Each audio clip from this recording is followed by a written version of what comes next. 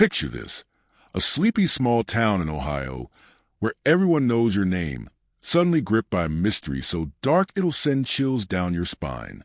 In Shelby, Ohio, on a bone-chilling February morning in 2020, a young woman vanished, leaving behind a trail of secrets, broken dreams, and a community forever changed. Gaberien Clevenger, Gabe to those who adored her, was just 22, a spark of joy in a world that was about to turn cruel. Her disappearance wasn't just a case. It was a wake-up call, exposing the hidden horrors of domestic violence. Buckle up, because this story will hook you from the first second, break your heart, and demand your attention until the very end. If you ever wonder how love can turn lethal, keep listening. This is Gabe's story, and it's one you won't forget. Gabe was born on November 8, 1997, in Mount Gilead, Ohio, a place where life moved slow and dreams felt within reach. She was the kind of person who lit up any room, bubbly, warm, with a laugh that could melt the coldest heart. Friends called her a ray of sunshine, always quick to crack a joke or lend a hand. Growing up, she navigated the halls of Gaberien City schools, her infectious energy making her a favorite among peers. By 19, she was working at a Walmart in Ohio, hustling to build a future. That's where she met Alec Blair in 2016, a charming guy who seemed like the missing piece to her puzzle. Their romance bloomed fast. By September, they were inseparable, posting adorable selfies online, all smiles and heart emojis. To the world, they were the picture of young love, destined for a happily ever after. But pictures lie, and behind closed doors, a storm was brewing. In August 2019, Gabe and Alec tied the knot, their wedding a moment of joy in a trailer home in Greenwich, Ohio. But the honeymoon phase didn't last. Within weeks, Alec's true colors emerged. Friends started noticing changes in Gabe. She seemed quieter, more guarded. Alec's charm gave way to control, his words turning sharp and cruel. He'd scream at her, call her names, and in fits of rage, destroy her belongings. Lamps shattered, furniture smashed, her sense of safety crumbling with every outburst. Police reports began piling up, documenting Alec's chaos. A broken coffee table, a TV stand ruined, personal items doused in alcohol or worse. Gabe confided in friends, her voice heavy with fear. "He's not the same," she'd whisper, her eyes betraying the weight of her reality. The trailer, once a home, became a prison. By January 2020, Gabe had had enough. After just 5 months of marriage, she made a decision that took guts. She left Alec, filing for an annulment and vowing to reclaim her life. She first stayed with her grandmother, a safe haven to catch her breath, before moving in with the Davis family, longtime friends who saw her as one of their own. Lisa Davis, the mother, was a survivor of domestic violence herself, and she recognized the signs in Gabe's story. "You need to document everything," Lisa told her, her voice firm but kind. "Call the police, make reports, or go to a shelter. Or stay here, we've got you." Gabe chose the Davis home, moving in 2 months before her world would collapse. It was a fresh start, a chance to heal, but Alec wasn't ready to let go. In the Davis household, Gabe opened up about the nightmare she'd endured.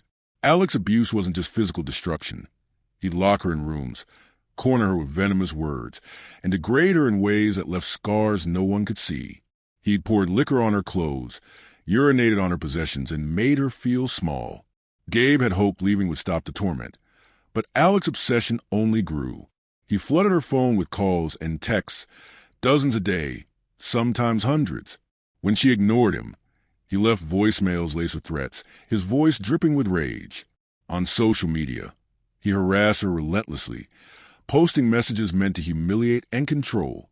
When Gabe grew close to CJ, Lisa's son and a friend from her Bob Evans job, Alec's jealousy turned dangerous. He sent CJ threatening Facebook messages, even nude photos of Gabe to shame her and sabotage their bond. Gabe was fighting to break free, but Alec was determined to keep her in his grip. Determined to protect herself, Gabe took a stand.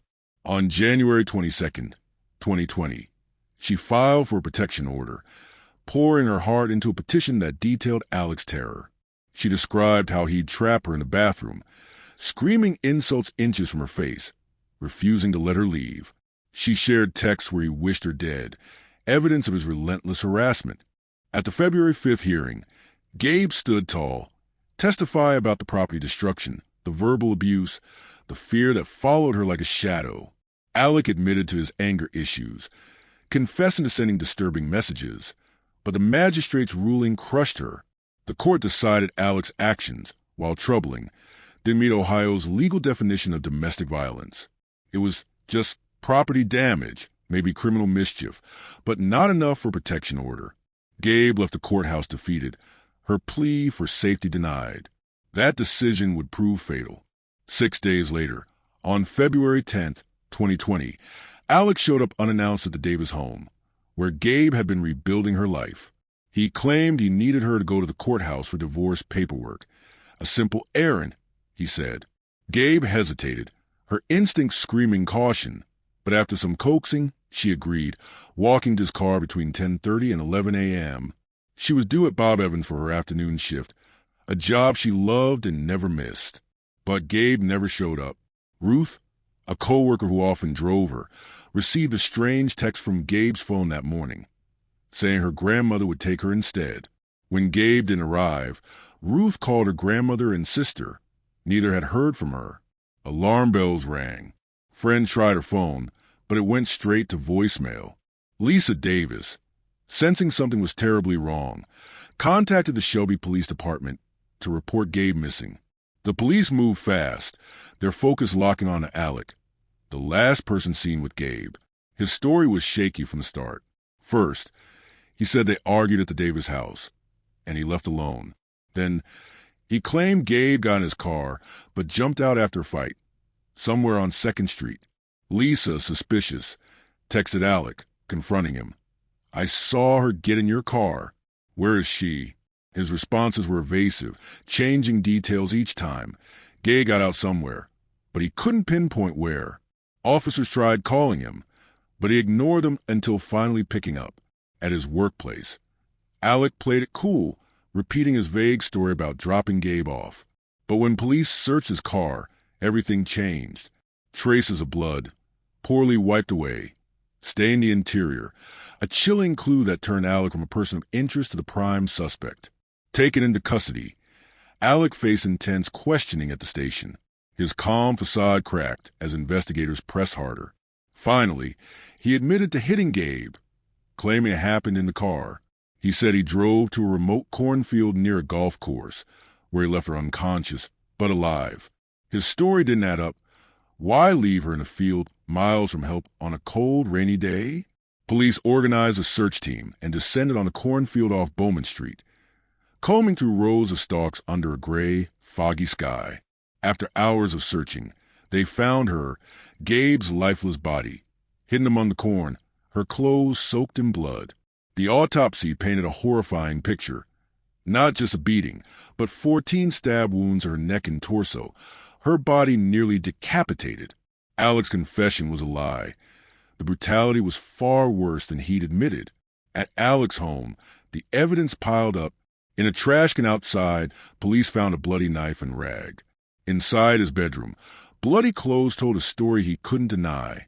Charged with aggravated murder, kidnapping, and abuse of a corpse, Alec initially pleaded not guilty, forcing Gabe's family to brace for a painful trial. But in December 2020, 10 months after the murder, he changed his plea to guilty, sparing the family a courtroom ordeal but leaving many questions unanswered. Why did he lure her that day? What drove him to such savagery?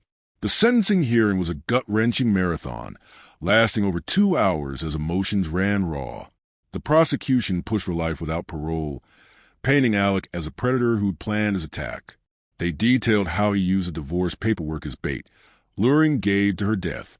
The 14 stab wounds, they argued, showed a deliberate, vicious intent, and dumping her body in a field was the final act of dehumanization. Gabe's mother delivered a letter to the prosecutor, her words cutting through the courtroom. "You're a monster. I know hate because of you. God has already judged you."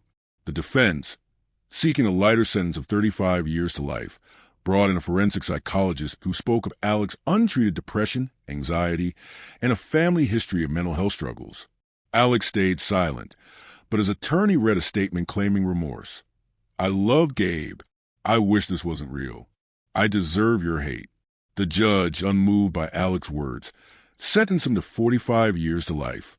At 67, he'll face his first chance at parole, but for Gabe's family, no sentence feels long enough. Her death wasn't just a tragedy. It was a failure of a system that dismissed her cries for help.